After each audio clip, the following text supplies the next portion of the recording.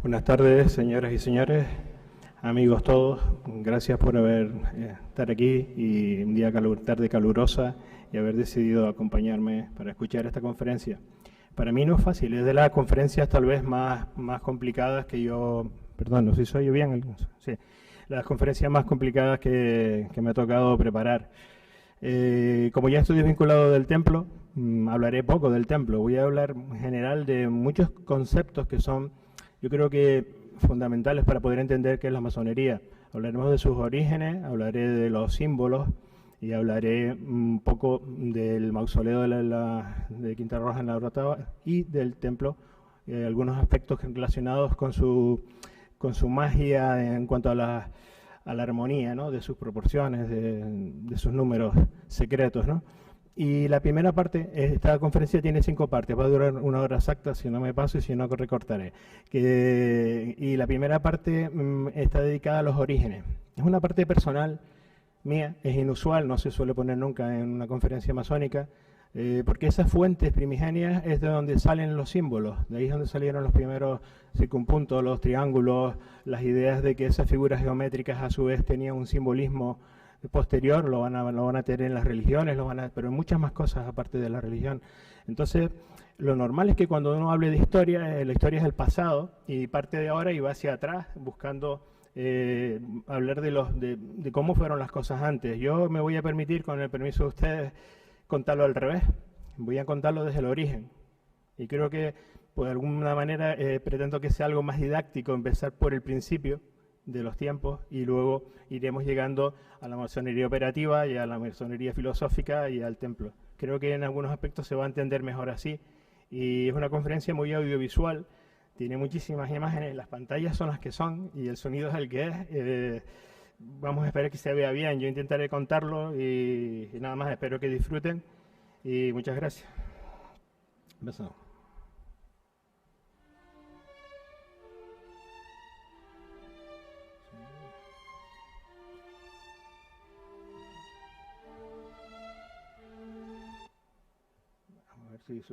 Conserva celosamente tu derecho a reflexionar, porque incluso el hecho de pensar erróneamente es mejor que no pensar en absoluto.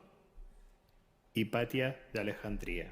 Bien, me hace ilusión empezar con una cita de una mujer.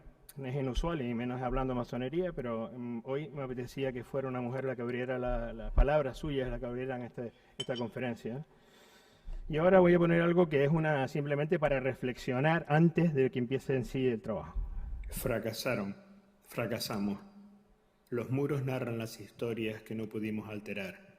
¿Quién las grabó? Nunca lo supimos. Sabemos que hablan del futuro, del que es, del que fue y de que llegará. Nuestro destino es solo ser mensajeros. ¿Pero de quién? ¿De ti? La verdadera comprensión del tiempo nos es ajena. Los eventos se desarrollan como están escritos, pero algo debe cambiar para que el futuro de la humanidad llegue más lejos. Un futuro en el que todos podamos coexistir. El lector no tiene poder, es solo un observador. El autor inventa el futuro. Él es el dueño del futuro. Bien, y ahora sí empieza realmente la primera parte dedicada a los conocimientos del origen. Eso lo quería poner. Pertenece a un videojuego, Assassin's Creed, pero en realidad lo que hace pensar, ¿no? Realmente muchas cosas cuando lo lees una y otra vez, pues abre la mente, que lo quería poner al principio. Bien, decía Sócrates, conócete a ti mismo. Nuestra desconexión con el origen nos impide entender. Ese es el problema principal que tenemos con todas las cosas, que nos han desconectado del origen, ¿no? En todos los sentidos, no solamente desde el punto de vista filosófico de pensamiento, del origen de la agricultura, la comida de proximidad, todo esto está relacionado. Y esa desconexión del origen nos impide entender muchas cosas. Por lo tanto, como decía Sócrates, saber que no se sabe es el primer resultado del examen, es la primera sabiduría verdadera, la conciencia de la ignorancia. Y este es el más elemental y más potente de todos los símbolos que vamos a estudiar. El circunpunto es un punto dentro de una circunferencia. Se pueden llamar círculos concéntricos, se pueden llamar de muchas maneras, pero su nombre correcto es circunpunto. Y de aquí parte muchas de las cosas que vamos a entender hoy. Creo que voy a ser capaz de explicarlo, vamos a ver. Circunpunto es tal vez el símbolo más primitivo y fundamental de todos. Simboliza a Dios, al universo y a todo lo que existe. También simboliza el origen oculto de la humanidad y del que brotan todas las religiones. Para los antiguos egipcios era el símbolo de Ra, el dios del sol. Para Pitágoras y los filósofos griegos representaba a Dios y el origen de la creación. Para los alquimistas representaba al sol y a su vez el oro. Para los místicos de la antigüedad representaba al ojo de Dios. Para los antiguos gnósticos simbolizaba la fuente o el aspecto más primordial de Dios. Para las filosofías orientales representa la visión cuando se activa el tercer ojo. Para los cabalistas la corona de Keter, el sefirot superior y el secreto de los secretos.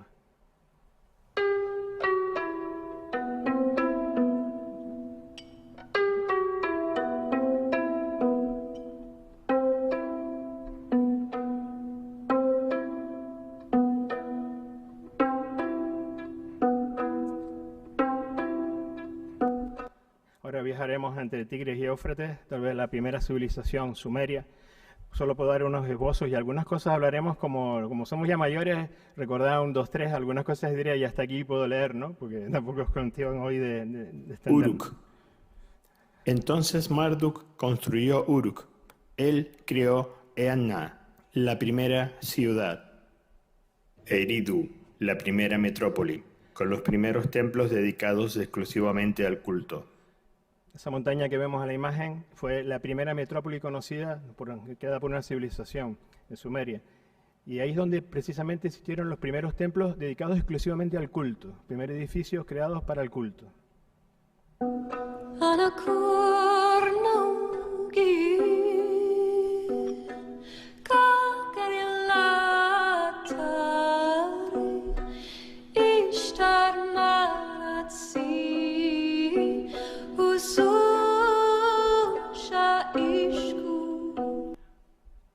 Nin-an-na, reina del cielo. Inanna, nombre sumerio. Ishtar, nombre babilónico. Bien, aquí hablaremos un concepto previo que es el cinturón de estrellas. Ya al lado lo he puesto en unas pistas, ¿no? Hoy se utiliza en la Virgen de María, lo vemos alrededor de la Inmaculada Concepción, pero también lo utiliza la bandera de la Unión Europea. O sea, cuando la gente dice que la masonería coge símbolos y los reutiliza, todos reutilizan los símbolos, los reutilizan las religiones, los estados, todo el mundo. Entonces, lo que yo quería poner en las fuentes primigenias de donde han ido saliendo, porque alguien fue el primero que se le ocurrió colocar un cinturón de estrellas alrededor de una figura y que representaba eso. Con los tiempos ha ido evolucionando y simboliza otra cosa, pero lo seguimos haciendo hoy en día. Utu, dios del sol. En sumerio, Utu. En acadio, Shamash. Esta figura que parece un asterisco, ¿no? Con una punta, veremos que luego contaré por qué se sigue utilizando incluso cuando escribimos, ¿no? Bien, vamos a pasar muy rápido por los sumerios, un pueblo alucinante para mí, tal vez de los más queridos. Tal vez el nombre lo dice todo, los primeros que supieron sumar. Y no solo sumar, sino matemáticas, astrofísica, calcularon el tiempo como lo usamos nosotros, la división del tiempo es de ellos. Gran parte de las cosas que usamos en nuestra civilización actual estaba ya creada y usada por los sumerios. Aquí nos interesa una cosa que es 1-3 como 11-33. En realidad, lo que yo quería representar en este origen es la relación que existe entre este triángulo Anuna, Anunana, Anunana, Kene, que se puede traducir como Anunnaki, que significa los de sangre real. Realmente lo que invoca es el cielo y la tierra al mismo tiempo, ¿no? Posteriormente aparecen los primeros dioses de la unión de Anu y Ki, sin estar Anunnaki, que realmente etimológicamente significa semilla divina. Y este concepto de semilla divina va a ser luego utilizado por las grandes religiones monoteístas para implantar toda su, vamos a decir, su simbología, ¿no? Ang.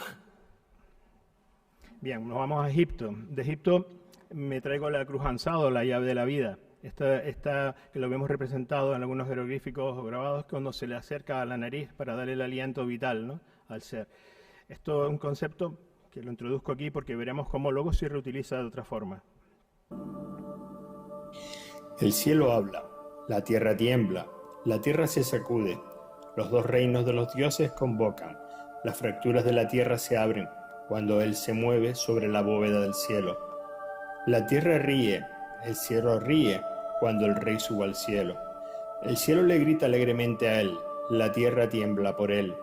La tormenta de truenos lo azotan, y hay un trueno como sed. Los guardianes del cielo le abren a él sus puertas. Ellos ven al rey que vuela como un halcón, como un dios, para vivir con sus padres, comer con sus madres.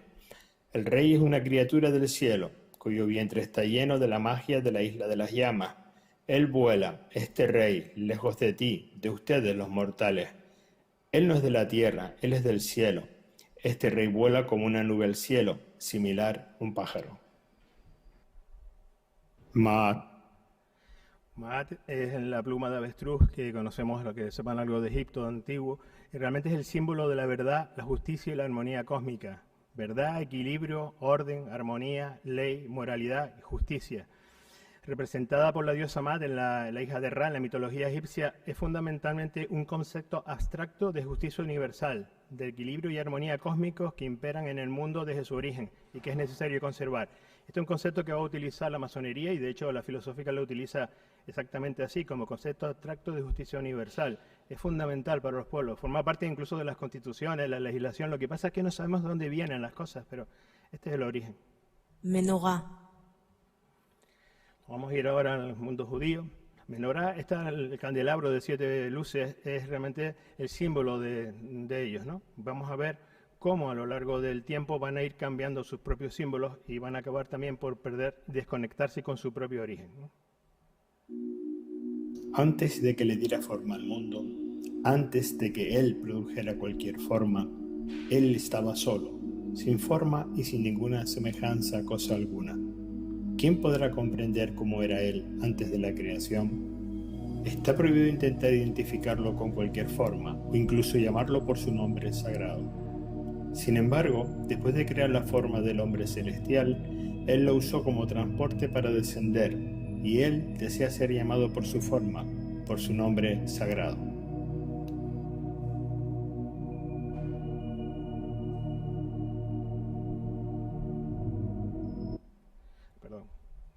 Bien, el nombre sagrado está representado aquí en el tetragramatón. ¿Cómo se escribe? En fenicio, en arameo, en hebreo y en griego. Griego alejandrino, que era el griego que se usaba. A veces hay escrituras en griego contemporáneo que no tienen ninguna lógica, ¿no? Se escribía así. Esto representaba el nombre de Dios y por supuesto la gente nunca pronunciaba mal el nombre de Dios. En un concepto, o mucho se escribía las iniciales y eso era la representación. No hay ninguna evidencia que Jesús haya utilizado nunca la palabra Dios. Cuando nos enseñó la oración, nos dice, Padre nuestro que estás en el cielo. No hay ninguna referencia a ningún Dios en la oración. Y lo que está, cómo sonaba hasta aquí, ahora se lo voy a poner. Por supuesto, en los tiempos de Jesús hablaba arameo, también protohebreo, griego y lo escribía. También entendía algo de latín, y por lo visto, vamos a ver cómo sonaba esa palabra, Padre nuestro que estás en el cielo. Un momentito, dale aquí. Abund Bashmayo. Esto es lo más que llegó a pronunciar para referirse a Dios, ¿no? Pero él nunca usa la palabra Dios en ningún momento. Abund Bashmayo. Nektadash Smach. Tite Malkutah. Neue Tsebianach. Haikana de Bashmaya. Afbara. Ablang Lachma. De Sunkana ni Yaumana. Pashbuk Lan, Chaubain, Aikana Daf Hnan, Shbachna. Bueno, lo voy a dejar aquí. Perdón. No quería poner todo el Padre Nuestro, quería que eso cogiera la sonoridad del idioma arameo. Ese es un idioma muy sonoro, impacta cuando lo oyes. Es muy atractivo. A nosotros, por supuesto, más o menos dice el Padre Nuestro que se dice en la iglesia, que rezamos todos. Lo que pasa es que en arameo suena diferente, la invocación es bastante diferente, ¿no? Bien, este concepto del mundo judío representado por la letra Yi, que significa yo, es la más pequeña del alfabeto hebreo y es el principio y final de todas las cosas. También la podemos encontrar en el nombre Yihei, representado por las 3 Yi en esta forma de triángulo equilátero, que representa los atributos principales de la divinidad y que dan lugar a las dimensiones temporales. La primera Yi superior simbolizaría la eternidad en sus 3 aspectos: pasado, presente, futuro. Es el número 1 y el Padre en el gnosticismo cristiano. La segunda Yi, izquierda abajo, representaría el infinito que da lugar al espacio, con sus 3 dimensiones: largura, anchura profundidad. Es la medida, el número 2, y el Hijo en el gnosticismo cristiano.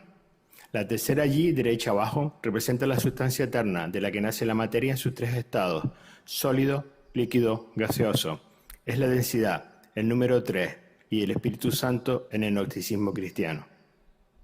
Eje Cuando las tres Y se unen, el tiempo, el espacio y la materia se fusionan, y lo sempiterno se manifiesta como sustancia infinita y eterna. Magen David. Bien, la estrella conocida como estrella de David, escudo de David o sello de Salomón, representa a un triángulo equilátero con un triángulo equilátero invertido. Esto realmente también representa el número 666. Ahora vamos a hablar de él. Antes trajisteis el tabernáculo de Moloch y la estrella de vuestro dios Renfam, figuras que os hicisteis para adorarlas. Os transportaré, pues, más allá de Babilonia.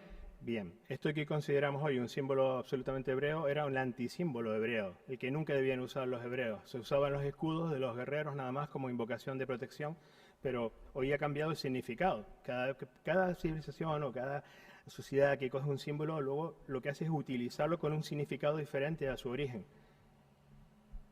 Fue en Praga en el siglo XIV cuando la comunidad judía incorporó este hexagrama. Durante el siglo XIX se fue introduciendo cada vez más en las sinagogas y en los objetos de culto. En 1890 el movimiento sionista lo adoptó como estrella de David como emblema. Fue utilizada por los nazis, en color amarillo, además con la palabra judío dentro, para marcar a los judíos durante el Holocausto, entre 1933 y 1945. En 1948 el recién proclamado Estado de Israel lo adoptó como escudo para su bandera. Y dijo exactamente, queremos a través de este símbolo que el mundo conozca nuestro profundo dolor. En realidad esto formaba parte de nuevo orden mundial y cambió la simbología de Israel, ¿no? Y en vez de utilizar la menorá en la bandera, usan la estrella de David. Desde el punto de vista masónico, la idea de la interacción e interpretación de los dos principios está incrustada en el símbolo, cada uno de los cuales simboliza uno de los dos triángulos que forman una estrella. Puede ser celestial y terrenal, masculino, femenino, físico, espiritual. Es empleado durante las ceremonias masónicas con la finalidad de realizar invocaciones. La estrella de David representa el equilibrio de la naturaleza, la unión con el todo y la armonía en la búsqueda de la sabiduría. Ven que el significado ahora es otro significado, sin embargo el símbolo es el mismo.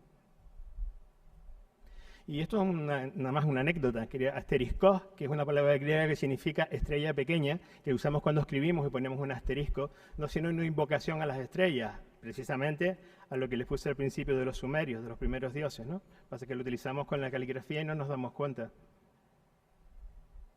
En la Santísima Trinidad, vamos a hablar una cosa muy rápida. El primero que se llamaba más Tertuliano, donde sale el nombre de las tertulias, en el 215 de nuestra era, fue el primero que usó la palabra Trinidad como trinitas. Hasta entonces se utilizaba triada de dioses, no trinitas, ¿no? Bien, al principio tenemos la idea del Padre, de Jesucristo y San Juan Bautista, que había bautizado a Jesús en el Jordán, claro, y Jesús había dicho a su vez de San Juan Bautista, perdón, que está en minúscula escrito, no ha surgido entre los nacidos de mujer ni nadie mayor que Juan el Bautista, ¿no? Claro, Juan y Jesús eran parientes, según Mateo y la tradición, y se supone que son los dos únicos niños que se salvaron de la matanza de Herodes, que mandó a ejecutar a todos los nacidos en Belén menores de 2 años. Esto en realidad históricamente no está comprobado, pero sí recuerda mucho al decreto del faraón en tiempos de Moisés, cuando mandó a matar a todos los primogénitos varones del pueblo israelita, ¿no? En el Concilio I de Nicea se introduce el credo, y en el credo nosotros empezamos por primera vez a utilizar los cristianos la palabra Dios, no Padre, sino la palabra Dios. Cuando el credo arregló la cuestión cristológica de la naturaleza del Hijo de Dios y su relación con el Padre. Ahí lo vemos escrito, el credo primitivo, que dice, creemos en un solo Dios, Padre Todopoderoso, y en Señor Jesucristo, Hijo de Dios. Posteriormente, en el Concilio de Constantinopla, en el 381, el credo se modifica y se introduce el concepto de Espíritu Santo. Ese concepto no estaba anteriormente formando la parte de lo que era la Santísima Trinidad, y se modifica el credo y aparece lo que hoy conocemos como Santísima Trinidad, la relación que existe en un triángulo equilátero entre el Padre, el Hijo y el Espíritu Santo. Esto se desvirtúa de tal manera que en las iglesias a veces vemos el Espíritu Santo en el centro, Dios a un lado mayor, el Hijo más pequeño, y al final no se acaba por entender. Ahí están las relaciones, ¿no? Que dice, Hijo no es Padre, y todo es Dios al mismo tiempo, ¿no? Y luego hay otros cambios que van apareciendo, por ejemplo, la Virgen María pasa de Madre de Jesucristo a Reina del Cielo. La Madre de Jesucristo la vemos aquí en la Virgen nuestra en Santa Cruz, vestida de forma austera, ¿no? Y luego al lado la vamos a ver rodeada de toda una parafernalia de coronas de estrellas que tienen que ver más con aquella diosa que les puse al principio de los cinturones de estrellas con Íster y tal, que con la Virgen María. Claro, si Jesús es el Rey de los Reyes de la tierra y del cielo en el Apocalipsis de San Juan, pues entonces María también es la reina de los cielos y de la tierra. Por aquella época, las esposas de los reyes no eran las reinas, era la reina madre la que ejercía ese poder. Entonces, esto es lo que hace la relación que luego va a ir modificando. Vemos como todos los conceptos y los símbolos van a ir cambiando a lo largo de la historia.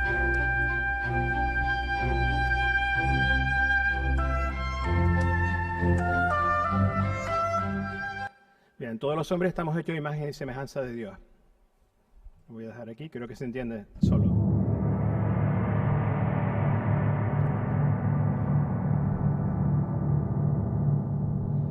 Nosotros mismos en nuestra naturaleza superior somos dioses solares, somos los dioses del sol.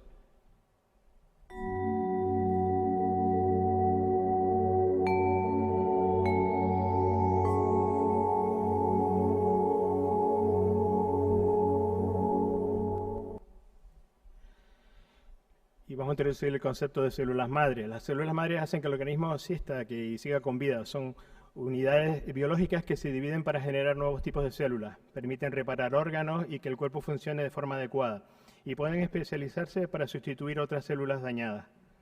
Aquí vemos una al microscopio, y cuando vemos muchas, que son circunpuntos, ¿se recuerdan la idea del circunpunto que vimos al principio?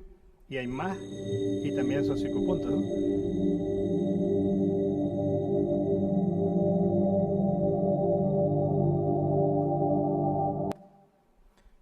Bien, ya la primera parte de introducción está cubierta, vamos a entrar ahora en la masonería operativa. Ahora sí entramos ya específicamente en tema masónico, los anteriores conocimientos previos del origen.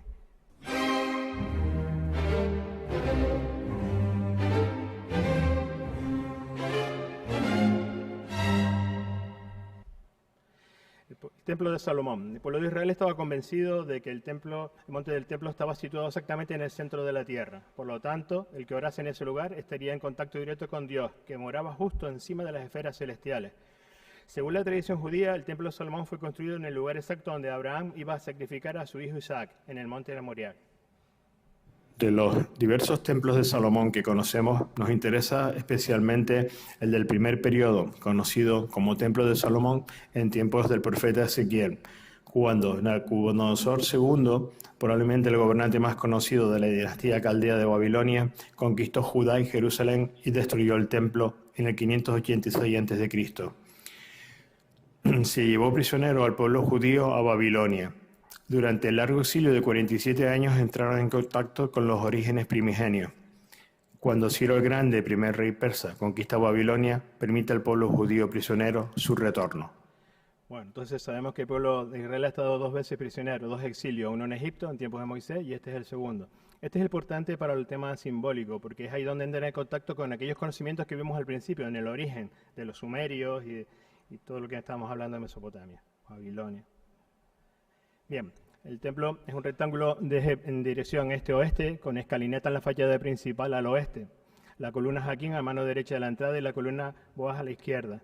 El vestíbulo o porche, también llamado ulam, de entrada, inundado por la luz del día, tiene 20 codos de largo por 20 codos de ancho. Ahí vemos en esa figura que todos son proporciones del 1 al 7, los brazos del menorá, multiplicados por 10 y dan las dimensiones del lugar sagrado del templo. El santuario, que es el lugar santo o jecal, recibe luz reflejada. Tiene 40 codos de largo por 20 de ancho por 30 de alto en proporciones 4-3-2, proporción en planta de doble cuadrado. La proporción en planta de doble cuadrado se utiliza luego para todos los templos y para los palacios reales también en el mundo español, en todo el imperio, ¿no? En el que se colocó, al final se colocó ahí la menorá, que está mal la letra, perdón. Y al final el Sancta Sanctorum o Devir, sin luz natural, completamente oscuro, de 20 codos de largo, 20 de ancho y 20 de alto, equivalente a un cubo de 9 por 9 por 9, situado a 10 codos de alto, accediendo desde una escalera desde el jecal, sin ventanas. En su centro se colocó el arca de la alianza. Es todo un dibujo que hice yo con la interpretación, leyendo exactamente lo que decía eso, la sección que me daba era esta, y la planta, pues hice mi interpretación. Yo siempre he visto que un montón de arquitectos habían hecho su interpretación del templo de Salomón, pues digo, voy a hacer la mía y un día pues hice esta interpretación. Me encajan las medidas y todo por ahí va bien, vamos, los pueden comprobar cuando lo deseen. Bien, llegamos al origen de otro concepto fundamental para la masonería, que es el arquitecto del universo. ¿Quién fue el primero que dijo arquitecto del universo, no? Pues tenemos que irnos a Platón. En el Timeo, esta obra de Platón de alrededor del 360 a.C., está la primera referencia conocida del creador como arquitecto del universo.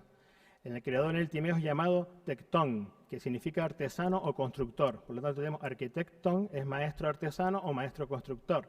Para Platón, el arquitectón dibujó el cosmos por medio de la geometría. Aquí tenemos otro concepto fundamental en el uso de la masonería, la geometría. Claro, vamos a llegar a Vitruvio, el libro de Vitruvi de arquitectura, que es el oficio del arquitecto era equivalente al de un mago, versado en la suma del conocimiento humano y en las leyes fundamentales de la creación, obligado a aplicar la geometría para construir templos con la ayuda de la proporción y la simetría. Y dice, el arquitecto debe ser un avesado dibujante, un matemático familiarizado con los estudios históricos, un aplicado estudiante de filosofía, conocedor de la música y familiarizado con la astrología. Claro, nosotros hablamos Barco de Vitruvio como si existiera, pero en realidad quien pudo haber escrito esto, el único maestro de la época del siglo I, pues, tuvo que haber sido Marco Agripa. ¿Por qué? Porque, ahora vamos a explicarlo. Vamos primero a entrar a la razón cúbica. La arquitectura es el conocimiento de la perfección. Los matemáticos afirmaron que el número perfecto era el 6 y Pitágoras afirmó que el número 266 era el más adecuado para contener el conocimiento, 6 al cubo. Curioso la frase esta, para contener el conocimiento, ¿no? Es muy filosófica. Digamos, lo que decía el Tratado de Vitruvio realmente lo que es un tratado de maestría, que significa el grado del que es 3 veces maestro. Maestría necesaria para el conocimiento adquirido por la mente consiga una estabilidad inamovible en la memoria. Esto también es un concepto sorprendente, ¿no? Necesitas maestría para que eso quede estable en la memoria, ¿no? Y ahí tenemos Vitruvi, que significa 6, TR 66. En realidad es el 666, el más poderoso emblema de la naturaleza de la antigüedad, acompañado del dígrafo TR, que en todas las culturas comparte un valor que representa la evolución y el crecimiento, el equilibrio entre los elementos, el aprendizaje perpetuo, la triple manifestación de la energía divina y su acción poderosa y creadora. Aquí lo tenemos representado como lo hacía Pitágoras en la Tetactis de la década, y vemos que es 666, realmente es un tratado de maestría, porque Vitruvi solo es el acrónimo en genitivo del latín Vitruvio. Por lo tanto, no puede corresponder a un nombre y un apellido de nadie, sino es un tratado de maestría, posiblemente de Marco Agripa. Magistri Comanci, come Espera, un momentito que se me saltó aquí. Vale, esta tenía sonido. Magistri Comanci, come No, Acinos. perdón. Los colegios Fabrorum Romano. Diocesano, en su persecución contra los cristianos, martirizó a 4 mecenas aristocráticos que apoyaban la arquitectura cristiana. Se convierten en mártires santos cristianos y sus emblemas son el martillo, el mazo, el compás, la escuadra, la plomada y el nivel. Todos van a pasar directamente a la masonería, tal cual están ahí. Hay una imagen abajo de todos ellos representados. En el monumento funerario a Lucio Alfio, maestro de obras de Áquila en el siglo III en Italia. Magistri Comanci, come Acinos. Lo pronuncia en italiano porque es dificilísimo de pronunciar, que era el gremio de arquitectos que vivían en la isla del lago Como, en Italia, influenciados por las hermandades de arquitectos hebreos, bizantinos y cristianos. De esta gente nos interesa que el sitio de reunión lo denominaron logias, que es la palabra que se utiliza en la masonería para el sitio de reunión. Por lo tanto, fueron los primeros que sabemos que utilizaron un sitio de reunión llamado logia. Bueno, los maquiones. San Isidoro de Sevilla, que aparte de ser un teólogo, historiador y un erudito, realmente es interesantísimo leer su obra, pero en las etimologías, que es en su libro más conocido, dice, menciona a los maciones o maquiones como constructores de paredes equivalente a los muratores o muratori romanos. Poco después la palabra mación derivará en masón, constructor. Vendrá de vuelta de Francia con la pronunciación masón. Realmente esto ya lo sabíamos en el siglo VI en la península ibérica, ¿no? ¿Cómo se llamaba? Mira, ahí yo creo que he tenido un problema, que este PowerPoint es un poquito más antiguo y me corta algunas palabras, por eso me cuesta a veces, se queda como cortada alguna debajo y me cuesta un poquito leerla, pero es por ese motivo, ¿vale? Bueno, los gremios, corporaciones profesionales. El gremio es un conjunto de personas que tienen el mismo oficio o profesión. Desde la antigüedad, Han existido asociaciones o corporaciones gremiales en civilizaciones de todas las partes del mundo que solían reglamentar la práctica de los oficios. En Europa medieval los gremios se organizaron en maestros y aprendices. El gremio más antiguo documentado en España fue el de canteros y albañiles establecido en Barcelona en el año 1211.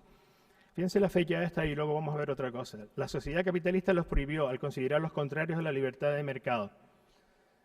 Que se me está cortando el texto en largo y en alto, ¿verdad? Por eso me está costando un poco más de... Hay una parte que queda abajo que no puedo verla por la proporción. Vale. Masonería operativa. Los estilos medievales de la arquitectura románico y gótico. El interés en la construcción medieval y el fenómeno del desarrollo de la masonería especulativa desataron el deseo de conocer sus orígenes, que es lo que estamos haciendo hoy, e indagar sobre los procedimientos de albañiles o masones medievales, artífices de iglesias y catedrales. Y es precisamente en el libro del abad Philippe André Gandidier, cuando hace el estudio de la Catedral de Estrasburgo en 1782, cuando testimonia por primera vez el taller de masones y canteros. Fíjese que en España en 1211 ya sabíamos de estos talleres, ¿no? Pero claro, el mundo europeo, de donde nos viene la masonería como tal actual, descubrió esto muchísimo tiempo después. La masonería operativa, para hacernos una frase, es la de constructores de las catedrales. ¿De acuerdo? Tenemos una figura de John Dee, que era un notable matemático y astrólogo, astrónomo y ocultista inglés. Él fue el que propagó los principios geométricos y arquitectónicos de Vitruvio en Europa. Dee exaltó la supremacía de la arquitectura entre las ciencias matemáticas y se refirió a Cristo como el arquimaestro celestial. Vale. En un pasaje posterior, de fundamental importancia para la masonería, invocó a Platón así: y el nombre de la arquitectura es el principal que esta ciencia tiene, por encima de todas las demás artes. El arquitecto es maestro sobre todo y que realiza cualquier trabajo. Bueno, vamos en el tránsito ahora de la masonería operativa a la especulativa, que es el largo periodo del siglo XVIII al XIX. Los picapereros, canteros o artífices que labraban las piedras formaron cofradías y corporaciones integradas por personas instruidas que adquirieron celebridad y gran influencia social. Estas corporaciones, como las de arquitectos, dieron origen al surgimiento de las logias masónicas, que tomaron sus formas de organización para adaptarlas a las propias. La arquitectura es alegoría y junto a la piedra simboliza las obras morales, éticas, de cambio y progreso individual y social. Surgió entonces la costumbre de conferir iniciación a los hombres, en principio nobles, burgueses, artesanos y sacerdotes, por defender ideales comunes, aunque no fuera del gremio de constructores, eran aceptados. Bien, entramos en la parte tercera. No sé si voy un poco rápido, perdón, que no quiero pasarme de tiempo.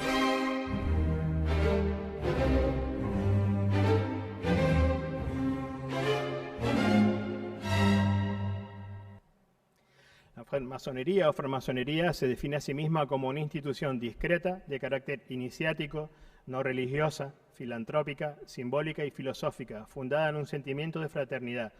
Por supuesto, con la divisa libertad, igualdad, fraternidad. Las constituciones de Anderson son el inicio de la moderna masonería especulativa, aprobadas y publicadas en 1723, en las que se refleja por primera vez la condición de los masones especulativos tras la tradición de los masones operativos de los siglos anteriores. Se publicó con el nombre de Constitución de Francmasones y luego sería modificada 2 veces. Maestro masón. Entre estos documentos encontrados en 1815 se encuentra el Freemasons Magazine, donde en este manuscrito se establece lo que debe ser un maestro masón, los deberes de los aprendices y de los compañeros, y establece por primera vez el axioma: trabajar es orar. La masonería es el arte derivado de la geometría, la más notable de las artes. Fue enseñada por los nobles maestros a hijos de familias distinguidas cargadas de hijos que se veían en la imposibilidad de asegurar su existencia. Paralelamente a la labor de los constructores, las corporaciones de canteros, albañiles y guildas, que son los comerciantes, se dedicaban a las especulaciones filosóficas, lo que llamamos la tradición mítica. Gran arquitecto del universo. La geometría se constituyó en la base del conocimiento humano. La masonería la adoptó para darle fuerza a todo su imaginario ideológico y filosófico. El triángulo es la figura geométrica primaria, 3 rectas que se cortan entre sí. Es la forma del número 3, representa la fuerza estructuradora del universo. El triángulo, en el esoterismo de las religiones, representa a Dios. El triángulo delta radiante simboliza la tradición iniciática, la potencia creadora o generadora que los masones llaman gran arquitecto del universo.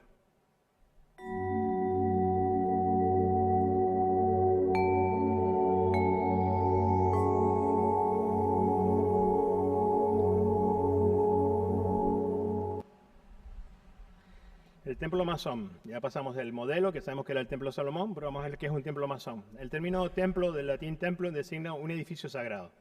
Su origen designaba la zona del cielo que el augur utilizaba para contemplar las aves cómo lo atravesaban y en qué sentido, estableciendo así los augurios o adivinaciones sobre el futuro de los hombres y de las naciones. Los templos pasados, presentes y futuros siempre representan para el inconsciente colectivo un mismo y único sentido, el encuentro con el espíritu, con el Creador. Pretenden producir un efecto en el que ingresa una invitación a reflexionar sobre nuestro origen y nuestro destino. En el inicio de toda interpretación de un templo masónico remite siempre al templo de Salomón y es al mismo tiempo una representación material del universo sagrado y una representación del ser mismo que lo habita. Eso significa que hay al mismo tiempo un templo exterior y otro interior y que ambos son un todo. Cada símbolo está allí para que el masón busque libremente su interpretación más profunda y le dé un sentido en el largo camino de su formación. El templo se cuadra del mismo modo que los antiguos constructores lo hacían. Les recuerda a los masones todo lo que son, parte de un arte real al modo alquímico de transmutación por el conocimiento otorgado en la gnosis de su iniciación. El templo masón tiene una dimensión dinámica porque no termina jamás de construirse. Sentencian, levantamos templos a nuestras virtudes.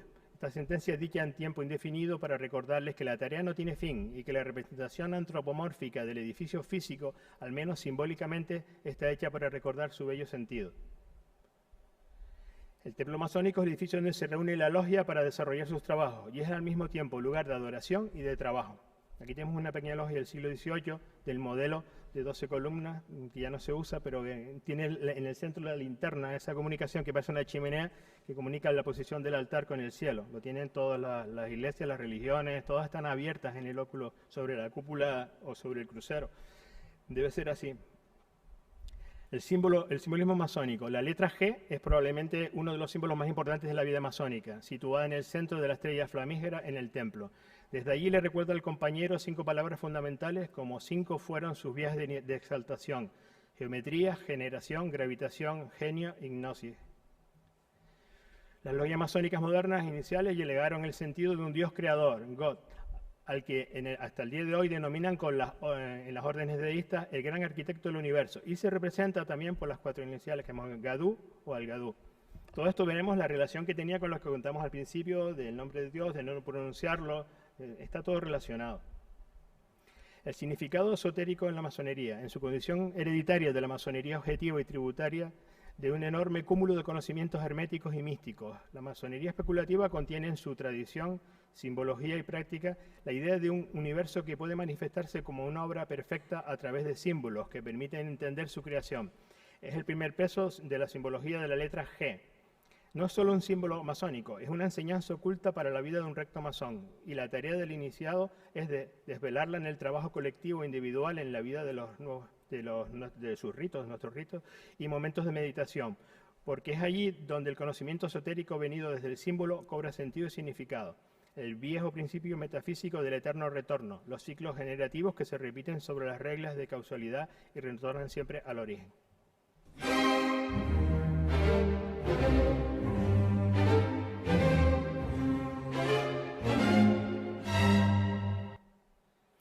Vamos a entrar ahora en otro apartado que es el jardín simbólico masónico, resultado de la importancia proyectual de la teoría del paisaje tras la Ilustración.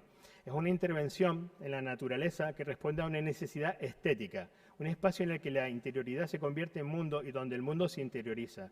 En la gestación de su formación tipológica en función de ideas herméticas que se basan en el modelo del jardín inglés, natural o paisajista, y que coincide con la difusión de la francmasonería surgida en Inglaterra, con producciones paisajísticas y botánicas que tienen como fundamento estético los símbolos de la masonería. Es un producto resultante de la Ilustración, que nace y se difunde con la masonería especulativa. Son coetáneos al mismo tiempo los dos, y van a apoyarse y van a interrelacionarse continuamente. Vamos a hablar un poco de lo que es el jardín iniciático, que transmite, además de un aspecto lúdico y placentero, un significado sagrado, filosófico y espiritual. El comitente o proyectista del jardín desean iniciar al visitante mediante el lenguaje visual y experimental.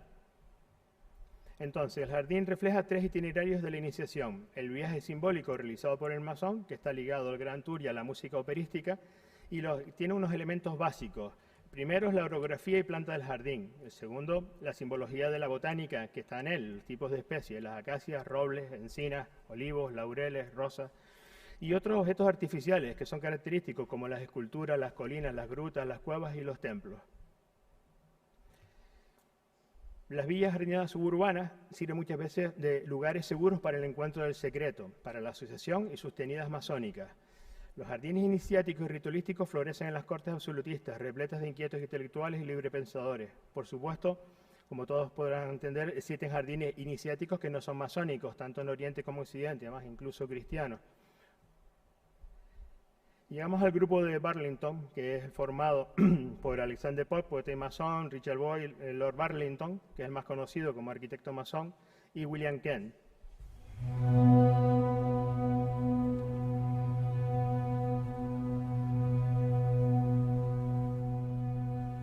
Hace la Chiswick House en 1724 y pueden ver que estamos viendo pues, paladio, ¿no? Una mina de paladio.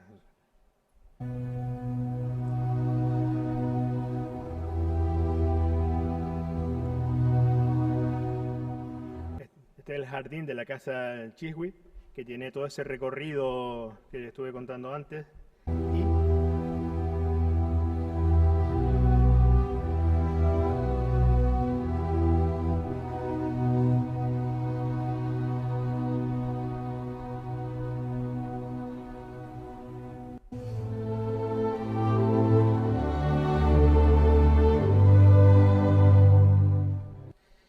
Que vieron el lago aquel con el obelisco, le recordará dónde está enterrada Lady Di, ¿no? Que le gusta decir exactamente eso, en un lugar como este. Tenemos que hablar de Batty Lange, que es el arquitecto paisajista, que es el máximo representante de la tendencia de masonería especulativa en la jardinería. Él era hijo de jardinero y gracias a la masonería consiguió un importante nivel social en su momento, ¿no? Y todos querían que le diseñara Batty Lange el jardín. Entonces tuvo muchísimos encargos y hizo este libro de Builder, La joya del constructor, ¿no? Realmente sería la traducción. Y ahí es donde vienen todos los principios para hacer este tipo de jardines. Bien, y ahora hay un jardín más que es el jardín romántico, que también tiene que ver con el simbolismo masónico. El jardín prohibido, fruto del desencanto ilustrado y que la conciencia de otros mundos, que a su vez se convierten en el preconizador del romanticismo.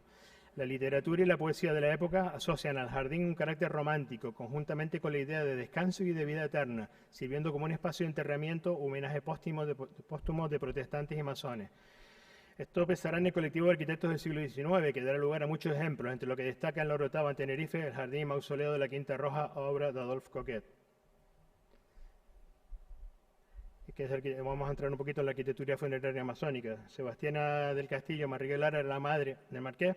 Ante la imposibilidad de enterrarlo en el cementerio, en este lugar que creó para él, al final, después de un follón, tuvo que enterrarlo en el cementerio civil de la Orotava, donde está su tumba, por lo tanto este mausoleo está vacío, ¿no? Pero fue un escarnio para la época el que tuvo un montón de días que no se podía enterrar a esta persona, ¿no? Entonces, el mausoleo que vemos allí, en la frase dice, cristiano no es quien ora, sino quien con virtud obra, ¿no? Con virtud obra, perdón. Y Adolphe Coquet no solamente hizo este jardín en Tenerife, también hizo el primitivo Hotel se me fue el nombre, Hotel Taoro, en el Gran Hotel Taoro, en el puerto de la Cruz, en la montaña, ¿vale? Perdón. Esa es también obra, el original, porque está muy modificado, ¿no? Bien, aquí tenemos a Diego Ponte del Castillo y Arena, que fue el octavo marqués de la Quinta Roja, diputado provincial entre 1840 y 1880, masón, perteneciente a las logias Tenerife 53 y Taoro 90. Él tenía un carácter marcado filantrópico basado en ideales de la Ilustración del siglo XVIII, que proclamaba los ideales de igualdad, justicia y libertad. Aquí tenemos el proyecto original, la tercera versión, y verán que cuando visiten el mausoleo, arriba le falta esa cruz que yo he puesto en negro. Es una cruz celta que es fundamental que la tenga, porque si no, no se entiende algunos de los aspectos del mausoleo. De este poema solo voy a decirle las frases principales. Del seno de la madre venimos y al seno de la madre volvemos. Y en el tránsito hacia el nuevo renacer alimenta la semilla del próximo ser. Que solo el espíritu inmortal es digno. Ellos se dicen devotos de la doctrina vieja. El guerrero blande su glorioso estandarte, escuadra, compás y las insignias del arte. Su arsenal es simbólico, sus armas poderosas, plumas de oca, hojas de acacia y pétalos de rosa. Esto es un extracto de un poema precioso del libro El lenguaje de los símbolos de Eduardo Pedro García. Si lo leen, tienen todo el recorrido del jardín en ese poema y todas las especies, las plantas, los elementos que formaban parte del jardín original y que hoy no se pueden ver, porque hay una modificación que se hizo, una actuación hace años que lo convirtieron en un jardín bonito, lleno de fuentes pintadas de azul al estilo del alcalde, ¿no? Y hoy se ha desvirtuado totalmente el concepto del jardín, pero si lo leen aquí en el poema lo tienen exacto.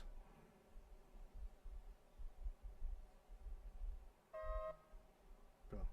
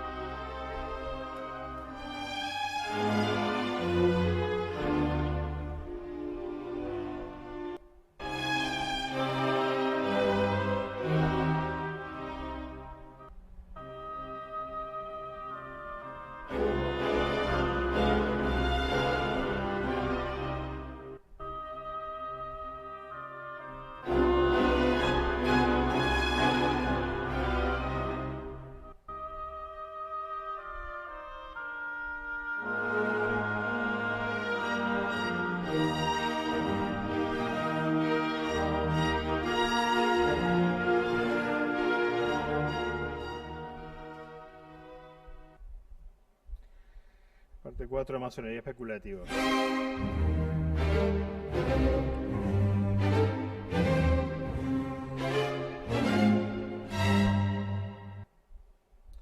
La influencia masónica en el urbanismo. Hay dos vertientes, la vertiente masónico-simbólica del siglo XVIII y la vertiente filantrópico-masónica del XIX. En el XVIII, sobre todo la actitud hermética e iconográfica son propias de la orden. Y la del XIX, la reorganización espacial de barrios y poblaciones y ciudades, redacción y publicación de proyectos teóricos utópicos. En eso se diferencian. Las utopías nacen de una insatisfacción colectiva, suponen la existencia de una técnica o de una conducta aplicable para eliminar o revalorizar esa insatisfacción. Solo son realizables por un consentimiento colectivo.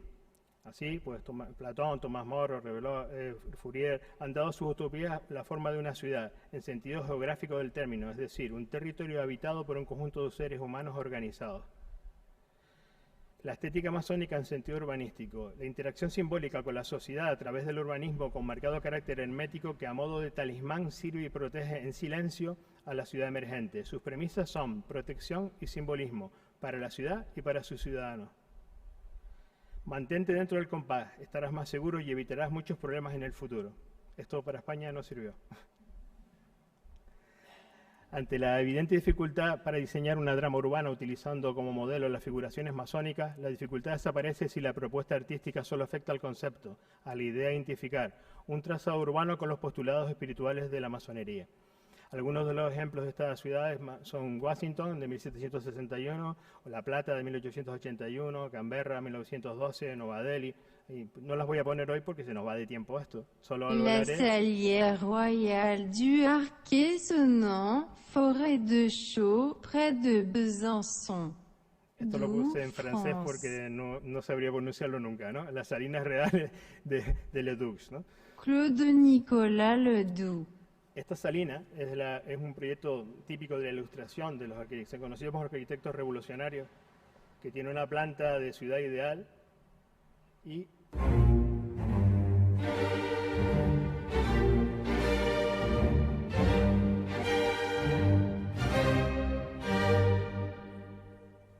esta es imagen de algunos de los pabellones que quedan. Esto hoy está rehabilitada y la verdad que es una joya de visitar, ¿no? Tal vez sea de los proyectos más puros con los conceptos geométricos de la ilustración y la masonería. No se terminó, verán que solo está construida como la mitad del proyecto y sin embargo vale la pena visitarla, ¿no? Hoy es Patrimonio Mundial de la UNESCO.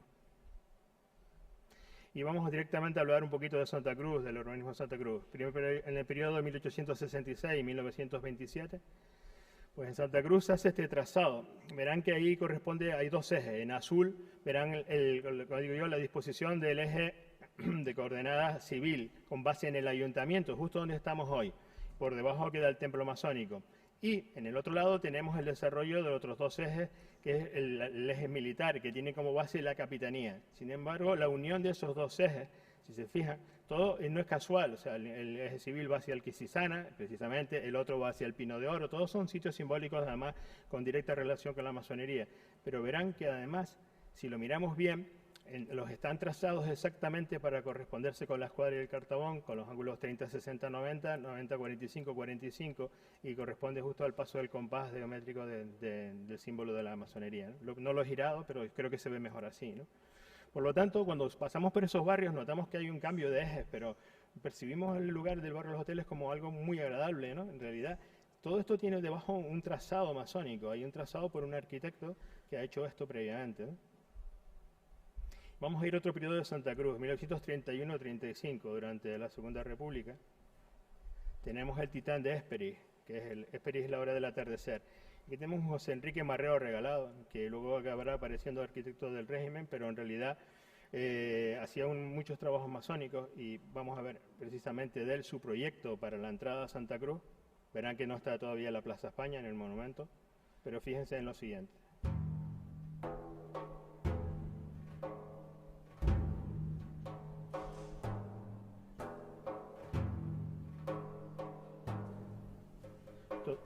Todos los edificios que aparecen en este proyecto, incluido el Triunfo de la Candelaria, que es el primer monumento público en Santa Cruz y está marcado en amarillo, como la Torre del Casino de Miguel Martín Fernández de la Torre, y todos los que están en rojo tienen remates de piramidión, que son los remates que tienen los obeliscos.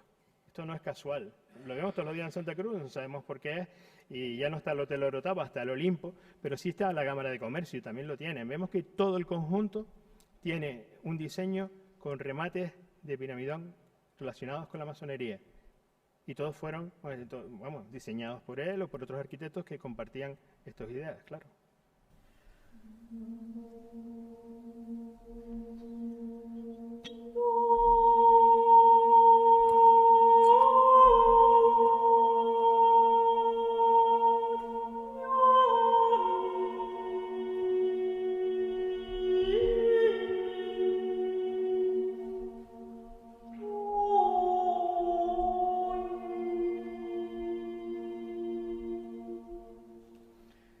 Parece mentira, pero fue en el 2014, cuando estuvimos allá amaneciendo y comprobando cómo la fachada del templo masónico se comportaba como un reloj solar. Claro, tuvimos que esperar hasta las 9:32 porque le hacía sombra a los edificios que han construido delante sobre el templo. Esto antes no era así, había una casa de una planta y le daba el sol durante todo el solsticio. Y se iban encendiendo los elementos, las puntas del sol al lado, las flores de lis. Vean las flores de lis encendidas arriba, ¿no? Absolutamente encendidas. Y la verdad que nos quedamos sorprendidos porque yo se lo había comentado a Tino, pero no lo habíamos visto, ¿no? Y ese día, bueno, estuve testigo, y Eloy, que hoy no está aquí, pero somos los únicos que pudimos en aquel momento comprobarlo. En el solsticio de invierno no se puede ver porque hace sombra en todos los edificios. Entonces, si quieren el próximo año, en verano, el 21 de junio, van por allí, puede ser 21, 22, 23, y pueden ver este efecto en la fachada, ¿no? Es sorprendente. Los que lo hicieron lo sabían, y por supuesto todos los relieves que tienen las molduras, los crecimientos son todos calculados en base al solsticio para darle la proporción exacta a todo ese elemento, ¿no?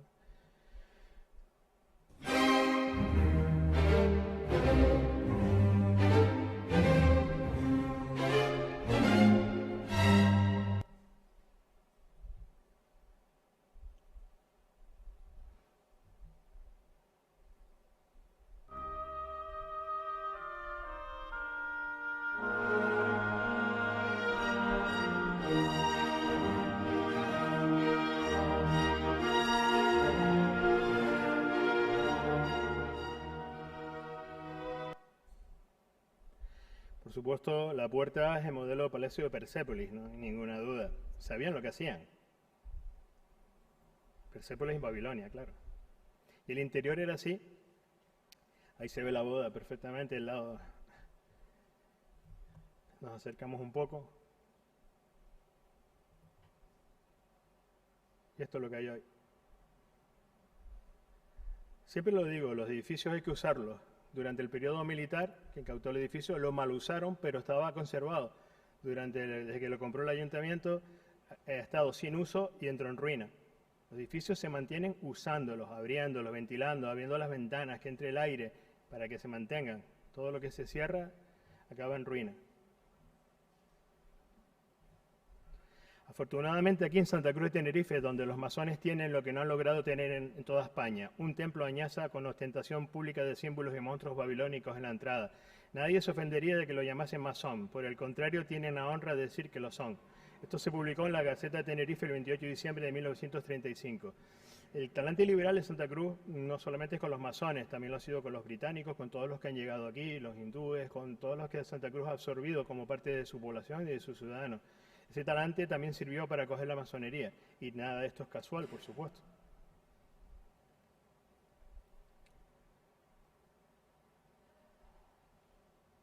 Bueno, decirles que es el único edificio en España diseñado, construido y terminado como templo masónico. Hay otros, pero no se terminaron y no se conservan.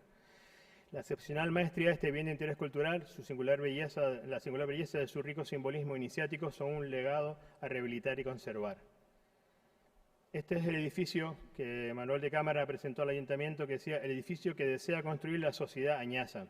La planta recuerda un poco a la actual, pero no se parece más una planta de un palacio. Le vamos a poner aquí la fachada original también. Tiene un aspecto mucho más griego, con esos remates de antenas, de elementos de la arquitectura griega. Es menos egipcio que el resultado final. Está claro que durante su proceso de construcción intervinieron más personas que le fueron dando un pequeño cambio al aspecto de esa fachada, ¿no?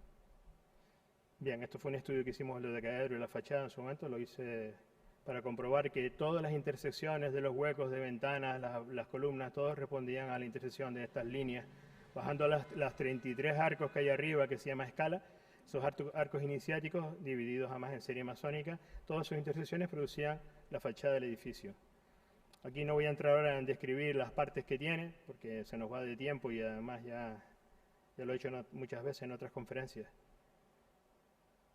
En esto sí me gustaría que vieran esas bolas, esos capiteles que no son palmiformes, sino son acantos estilizados, que tienen las bolas iniciáticas. Esas bolas iniciáticas son propias de la arquitectura iniciática, de los caminos iniciáticos, como el Camino de Santiago de Compostela. En todos los edificios románicos podrán ver este tipo de bolas. Pero me interesa especialmente el zigzag que aparece debajo del capitel. Esos zigzags siempre están relacionados con el origen, con las aguas primigenias, con el Tigris y el Éufrates. Bien, y en el estudio que hice en su día de las bolas iniciáticas, pues resulta que son 18 bolas iniciáticas, de las que 11 vemos desde la calle, que es el templo exterior, y 7 son el templo interior, que son las ocultas. Esto tampoco es casual, estaba perfectamente estudiado. Y además, ¿por qué son 18? Y porque están divididas en 7 y 11. Cuando les hablaba esto al principio, cuando veníamos del mundo primigenio, ya lo había nombrado, pero ahora lo vemos aquí en el templo de la Logia Añaza. Claro, es que hay una relación extraña entre 7 y 11, y esto me costó bastante tiempo obtenerlo. Si dentro de un cuadrado de 11 al cuadrado a un cuadrado de 7 al cuadrado, y opero le resto todo, o sea, es decir, 11 al cuadrado es igual a 11 al cuadrado menos 9 al cuadrado, más 9 al cuadrado menos 7 al cuadrado, así toda la serie, obtenemos que 121 es igual a 40 más 32 más 24 más 16 más 8, que es la serie de la célula de división celular, y que a su vez, en el estudio que hice del mandil masónico, es la misma serie. Vemos el mandil masónico como un tablero AD, se realizan los pliegues para formar el mandil, y aquí vemos que los números que dan son 1, 8, 16, 34, 32 y 40, lo mismo que da la relación que existe entre 7 al cuadrado y 11 al cuadrado. Esto tampoco es casual. La masonería tiene, aunque no estudia numerología directamente, sí tiene un potente conocimiento de las matemáticas y de la geometría, y este es uno de los resultados sorprendentes, ¿no? Bien, en el estudio de la planta, a ver si lo tengo. Perdón. El sorprendente número phi. Otra propiedad, el sorprendente relación pi-phi. Vamos, así lo voy a leer porque pensé que estaba grabado. Adentrarse en el estudio de las geometrías ocultas del templo de la Logia Añaza es una aventura compleja y gratificante. Se trata de un edificio muy singular, tanto en su particular arquitectura como por los mensajes iniciáticos y masónicos que ofrece. El perdido diseño de las antiguas logias de 12 pilares, generalmente de planta de doble cuadrado a la manera de los templos clásicos en relación 2-1, evolucionó en una proporción áurea muy sorprendente, derivada del ritmo de columnas cuadradas del lado 1 partido por phi y la distancia entre columnas de 3 metros. El sorprendente número phi. Partiendo de un cuadrado del lado 1, si obtenemos la diagonal de la mitad del cuadrado y la abatimos, obtenemos número phi. El número phi es igual a 1 más 1 partido por phi, y a su vez 1 partido por phi más 1 partido por phi al cuadrado es igual a 1. Además, otra propiedad singular del número phi es que si le sumamos una unidad obtenemos phi al cuadrado, de forma que phi al cuadrado es igual a 1 más phi. Relación pi-phi. Si partimos de una circunferencia de diámetro phi, obtenemos una longitud de la circunferencia de pi-phi. Si partimos de una circunferencia de diámetro 2-phi, obtenemos una longitud de circunferencia de 2pi-phi y un área del círculo de pi-phi cuadrado. Esto lo pongo porque la relación que existe entre la sala principal del templo y la sala lateral están en relación phi-pi, como vamos a ver todas las armonías del templo un momento ahora. Vésica Piscis. Bueno, esto lo voy a pasar porque si no nos da tiempo. Dentro de la planta del templo pues, se puede dibujar pues, todo el árbol de la vida, todos los movimientos que quieran, movimientos del universo, lo que quieran trabajar. Bueno, todos están en estas relaciones que lo vamos a ver mejor en la siguiente diapositiva. El número phi o número áureo o proporción dorada posee muchas propiedades matemáticas interesantes y se encuentra detrás de las sorprendentes proporciones geométricas que presentes en la naturaleza y en el arte. Y por supuesto en el templo masónico. Ahí vemos una cosa extrañísima. Las 12 columnas esas del templo, si distanciadas 3 metros entre sí, fíjense lo que pasa, que todos esos números phi pasan continuamente concéntricos por todas las 12 columnas. No sé si lo aprecian en el dibujo, cómo coinciden exactamente, ¿no? A ver si lo puedo poner aquí, no falla. Sí.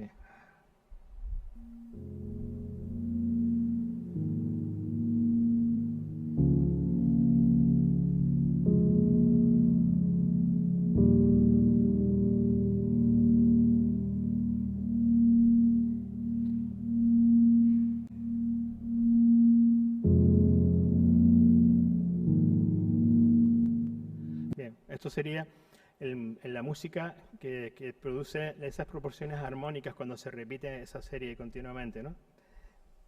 Perdón. Aquí. En el estudio de las columnas de la sala de la logia Ñasa, su momento de relación 1 partido por phi, ahí lo puse en números. Nunca me gusta simplificar los números estos, pero bueno, para que tengan una idea, alrededor de 62 centímetros de lado. Tiene 7 ¿no? Canales que son como estas columnas que tenemos aquí arriba, ¿no? También los tienen, porque esto también es una logia cuando se diseñó, como para Palacio de Justicia, lo que se usó de ayuntamiento, pero en fin, es lo mismo pero con otra proporción.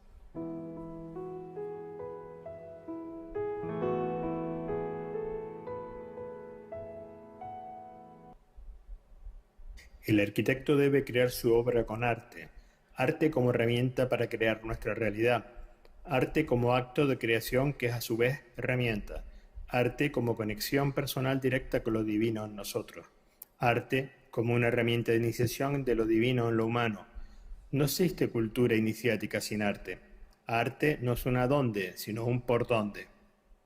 La creación consciente, nuestra capacidad de generar realidad propia usando el arte. Todos somos creadores de nuestra propia experiencia vital. Todos somos artistas. Hagamos que nuestra vida sea una obra de arte. Esto lo dijo Néstor Martín Fernández de la Torre.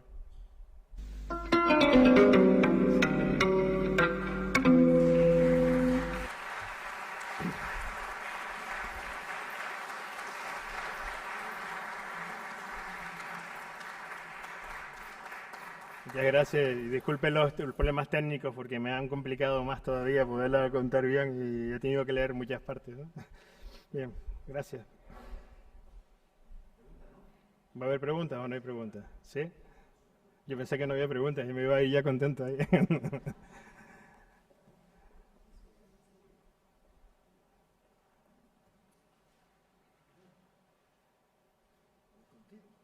Bien.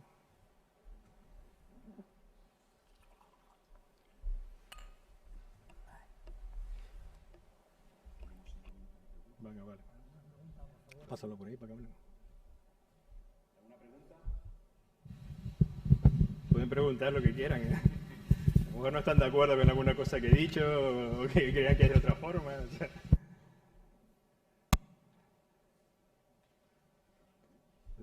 ¿Tú quieres preguntar algo, Jesús? ¿No? ¿Tampoco? ¿Lo entendiste todo?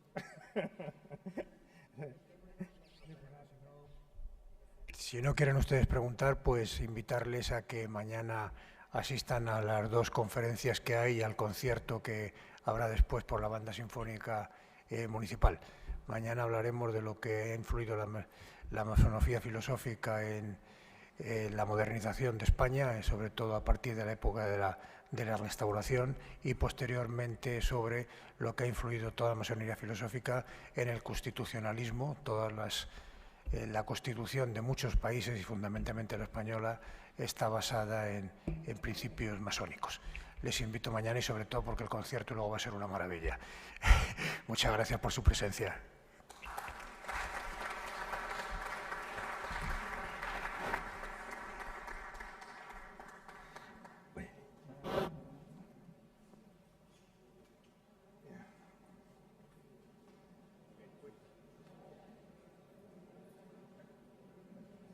Muy bien, Carlos.